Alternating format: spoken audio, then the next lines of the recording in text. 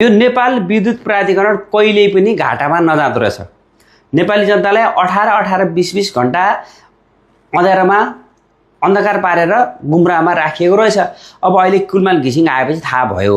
अब तपाईलाई सिधा हिसाब हेरौँ, अहिले पछिल्लो समयको डाटाको कुरा गर्दाखेरि प्रत्येक दिन विद्युत प्राधिकरणले कति कमाउँदो रहेछ थाहा छ?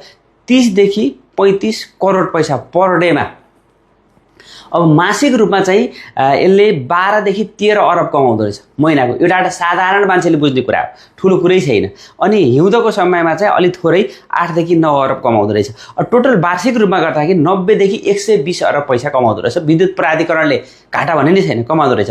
अब यसमा 40 देखि 50 अरब चाहिँ के हुँदो रहेछ भन्दाखेरि यो ट्रान्समिटर किन्ने, बत्ती किन्ने यसमा चाहिँ जाँदो रहेछ भने 20 देखि 30 अरब तलब भत्ता यताउतामा गयो।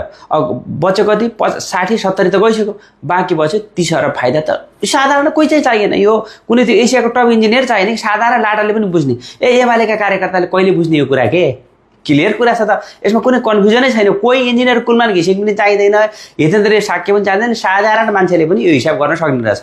भनेपछि अब अहिले घाटा देखाइरहेको के हो त भन्दाखेरि कुलमान घिसिङको भनाइ के छ भन्दाखेरि कुलमान घिसिङलाई गलत देखाउनलाई यस्तो गरेका हुन् उनीहरूले। 46-47 अरब जुन छ त्यो फाइदा उनीहरूले स्वीकारेका छन्, तर घुमाउरो पाराले चाहिँ 5 अरब घाटा भयो भनेर देखाएको मात्रै हो भन्ने उनको भनाइ छ। अब हामी